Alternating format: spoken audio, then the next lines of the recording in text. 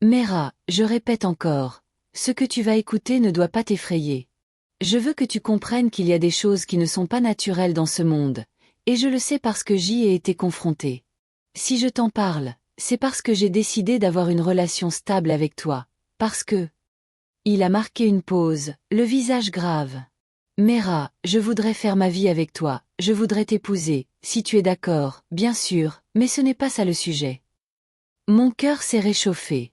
Bien sûr que j'étais d'accord. Mais bien sûr. Alors, dans mon enfance, j'ai longtemps cru que j'étais fils unique. Mon père était très puissant dans ce pays.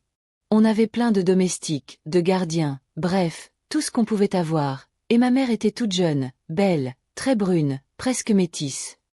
Un jour, alors que j'étais tout petit, il s'est passé quelque chose. Mon père m'a appelé dans sa chambre et m'a offert un bracelet dont je ne devais jamais me séparer. Il m'a dit qu'on devait partir en voyage et que je devais lui faire confiance. Mon père était un dictateur, et il nous dirigeait d'une main de fer. Ma mère, elle, était tout le temps craintive, effacée, faible devant lui. La première nuit où il m'a offert le bracelet, il est venu me voir le soir et... Il a hésité en me parlant, comme s'il avait peur que je le prenne mal. Puis, il a tendu la main et l'a passée sur ma joue. Mera, pourras-tu me regarder comme d'habitude après tout ça? Vas-y, Manu, parle-moi, je t'en prie. Parle-moi, n'aie pas peur. Je suis de ton côté. Mera, as-tu déjà eu un lien ou une quelconque connaissance de la sorcellerie? Sais-tu que ça existe vraiment et que c'est fait pour tuer, détruire, boire le sang? J'en ai entendu parler, oui. Ma famille a été confrontée à ce genre de problème. Mais ça va au-delà de ce que tu penses, Mera. Il m'a fait voyager ce soir-là, et on s'est retrouvés dans un autre monde où c'était l'horreur. Là-bas, on mangeait de la chair humaine, on buvait le sang, on se réjouissait de la mort des uns et des autres, on célébrait la tristesse des hommes. J'étais tout petit, mais dégoûté. J'ai dit à mon père que je ne pouvais pas, que je ne voulais pas. Mais il m'a forcé, il m'a maltraité. Il me forçait devant ces gens à manger, à boire. Il voulait que je tue, que je fasse du mal, mais je n'avais pas cette semence. J'étais dégoûté par ceux qui l'avaient. Mera, comment on peut faire du mal pour rien? Tuer, vider les innocents de leur sang. Même les enfants, on les tuait. Je n'ose même pas me rappeler de tout ce qu'il m'a forcé à voir et à faire pour me former, disait-il. Sauf que ça n'a rien formé en moi. Et pour se venger, je n'oublierai jamais ce jour, j'avais 13 ans. Il est venu avec un petit garçon. Ruffin. Manu, voilà ton demi-frère. Ma mère était effondrée, car elle l'aimait de tout son cœur et ne pouvait pas imaginer qu'il puisse l'avoir trompé avec une autre. Chérie, qui est-ce? Lui a-t-elle demandé. J'ai dit que c'est mon fils. Mais comment? Tu as refusé qu'on ait d'autres enfants, tu m'as menacé. Comment as-tu pu? Elle est partie en courant et en pleurant, mais lui s'en fichait. Il a installé le petit dans ma chambre, et le peu d'équilibre qui me restait, qui nous restait à maman et moi, s'en est allé. Lui, il exécutait les desseins diaboliques et sorciers de mon père avec une telle aisance. Il était le préféré, le fort, le courageux, celui qui ressemblait à son père. Il partait tous les soirs avec papa à la conquête du monde. Moi, je n'y allais que quand papa me forçait, et comme je n'obéissais pas, je subissais toutes sortes de punitions dans ce monde. Maladie sur maladie, échec sur échec. Il me maltraitait physiquement, en utilisant une matraque, un ceinturon et tout. C'était un général d'armée. Ma mère souffrait, mais elle ne comprenait pas que sa haine venait du fait qu'il aurait souhaité que je sois comme lui. Ce qui m'a complètement détruit, c'est quand maman est finalement tombée enceinte. C'était un rayon de soleil dans cette obscurité qu'était ma vie. Elle était heureuse, malgré les misères de mon père, les coups bas de mon frère qui faisaient des rapports surréalistes la concernant. Elle gardait le sourire. Je l'adorais, ma maman. Quand il parlait, je l'ai vu rentrer dans cet instant de bonheur, et j'ai compris à quel point la sorcellerie pouvait être destructrice. J'ai pensé à toutes ces personnes qui avaient perdu un être cher, un amour, un projet, une carrière, une famille, un bébé, juste parce que nous étions jaloux du bonheur des hommes, de la grâce que Dieu leur accordait, de la pureté et de la simplicité qu'on voyait dans leur cœur, de leur bon cœur. Tout ce bien faisait ressortir notre noirceur, et on en était jaloux. Son discours me rappelait à quel point je n'étais pas digne de vivre un quelconque bonheur. Mera. Il s'est arrêté, et j'ai vu des larmes briller dans ses yeux. Mera, il s'est passé quelque chose qui, moi-même, m'a transformé, qui a enlevé en moi toute confiance en l'être humain, qui m'a rendu quelqu'un d'insensible et de froid. Courage, bébé. Je voyais que ça lui faisait mal de se confier à moi, d'ouvrir de nouveau cette blessure. Mera, un soir où on a voyagé, on a servi un repas devant papa, Ruffin et moi. Habituellement, je refusais de manger, parce que je savais que c'était de la chair humaine, et je ne voulais pas.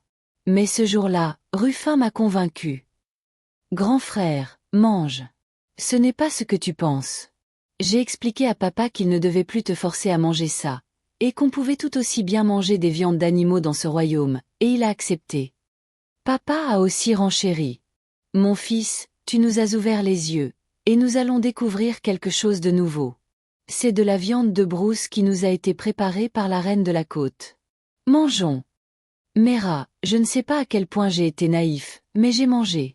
C'était bon. On a fait la paix, et j'ai eu la bêtise de croire qu'on pouvait changer dans ce royaume. Mais quand on est rentré, quelques jours plus tard, maman est tombée malade pendant sa grossesse. Elle m'a appelé sur son lit d'hôpital, et elle m'a posé une seule question. Pourquoi as-tu accepté de m'offrir mon bébé? Il ne fallait pas. Il ne fallait pas quoi?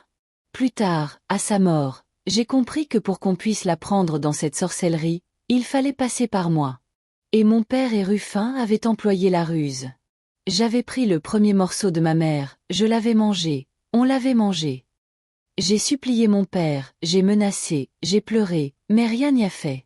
Ma mère s'est éteinte quelque temps plus tard, avec l'enfant dans le ventre.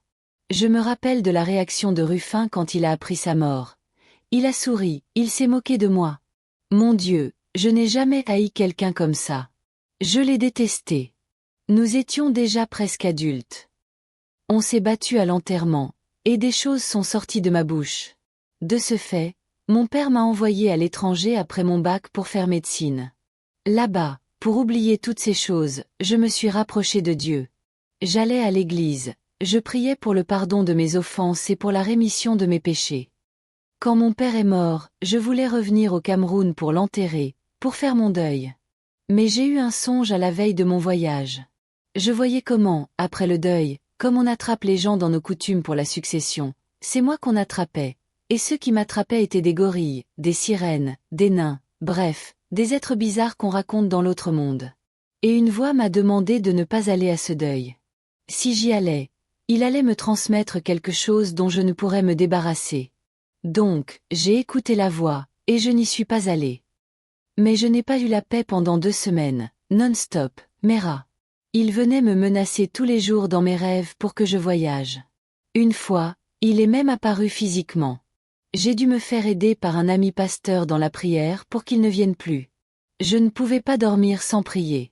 Ne vois pas comment maintenant je bois du whisky, je baise. Non, ce n'était pas ça. J'ai parlé pendant très longtemps, tu es fatigué, n'est-ce pas? Fatiguée? J'étais choquée, effarée, honteuse, mal, sale. Je me sentais dégoûtante. Voilà quelqu'un qui avait une belle âme, un cœur pur, qui avait refusé, malgré la douleur, malgré ces esprits qui s'efforçaient de nous convaincre de la nécessité du mal. Mon Dieu, si un jour il devait apprendre que j'étais une sorcière, que j'avais servi son père ou je ne sais qui. Eh Dieu! Non, ça va, tu peux continuer. Je ne sais même pas où continuer. Après mes études, je suis revenue avant de repartir faire ma spécialisation. Et en revenant, je suis venue avec Fallon. Elle était ma fiancée, on devait se marier. Tout se passait bien. Elle a préféré rester au Cameroun pendant que j'allais faire ma spécialisation. Elle était de mère camerounaise et de père français. Il est resté silencieux quelques minutes. Le temps était suspendu, et mon cœur battait, car je redoutais la suite de son histoire. Je ne pouvais pas croire qu'elle aussi était morte, avait été prise dans les rouages du mal, des ténèbres. Mera, vu comment tu me regardes, je sais que tu as compris. Oui. Dès que mon soi-disant frère, qui avait été adopté par une famille amie de mon père, a appris que j'étais là avec ma femme, dès que j'ai tourné le dos, il s'est rapproché d'elle. Il a profité de sa faiblesse, de sa naïveté et du côté frivole que toutes les femmes ont, et il a eu une aventure avec elle. Elle me l'a caché. Personne ne me l'a dit. Un jour, elle m'a appelé en pleurant. Elle n'arrivait pas à parler, mais elle prononçait son nom en me disant qu'elle avait peur, qu'elle avait fait des erreurs. Et quelques jours plus tard, j'ai appris qu'elle avait été éventrée et que le bébé qu'elle avait dans le ventre avait disparu. Éventré dans notre appartement. Manu n'a plus pu parler. Il était dépassé, abattu. Malgré ma fatigue, je l'ai tiré contre moi. Bébé, viens t'allonger avec moi. Il s'est laissé faire et s'est couché dans mes bras. J'ai détesté mon frère, j'ai détesté cette femme ce jour-là. Je déteste la trahison, Mera, le mensonge, le faux.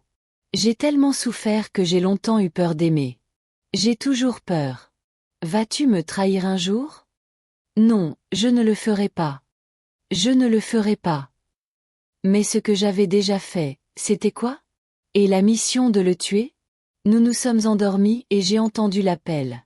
Je suis sortie et j'ai retrouvé grand-mère et Joël dans le petit champ derrière la maison. C'est avec peine que je volais, parce que je me sentais mal, mais il fallait que je les voie pour comprendre pourquoi elles m'avaient abandonnée. Bonsoir, grand-mère. Je me suis agenouillée, et elle m'a bénie. Grand-mère, j'ai été sévèrement attaquée aujourd'hui, et aucun de vous n'est venu à mon aide, pourtant j'ai lancé l'appel à l'aide. Joël ne semblait pas étonnée, mais elle n'a pas bronché. Où est ma petite fille?